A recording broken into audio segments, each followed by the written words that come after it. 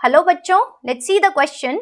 Generative cell was destroyed by laser but a normal pollen tube was still formed because.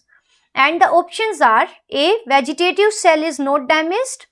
B option is contents of killed generative cell stimulate pollen growth. C option is laser beam stimulates growth of pollen tube. And option D is the region of emergence of pollen tube is not harmed. So let's first see what is a generative cell. So pollen grain or the male gametophyte at its two cell stage is having a large cell and a small cell. So this smaller cell is called the generative cell or the germ cell, and the function of this germ cell is to produce male gametes, and this large cell is called the vegetative or tube cell.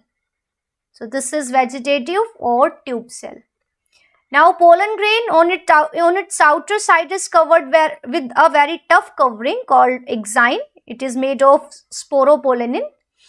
Now here the question is that generative cell was destroyed. So this cell was destroyed by laser treatment, but still a pollen tube was formed.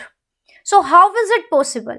So it is possible because the vegetative cell was not destroyed, only the generative cell was destroyed, and the function of generative cell is to produce the male gametes, while the pollen tube, this tube is formed by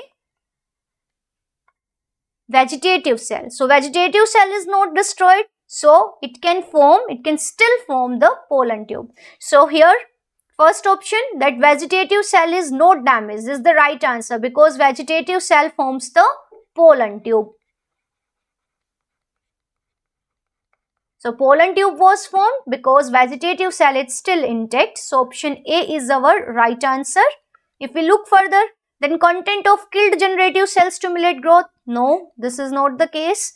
Third is laser beam stimulates growth of pollen tube. It is wrong. The region of emergence of pollen tube is not harmed, but it is of secondary use. First, to form the tube, vegetative cell should be intact. Only then tube can be formed. So only correct option here is option A. All the best, bachcho.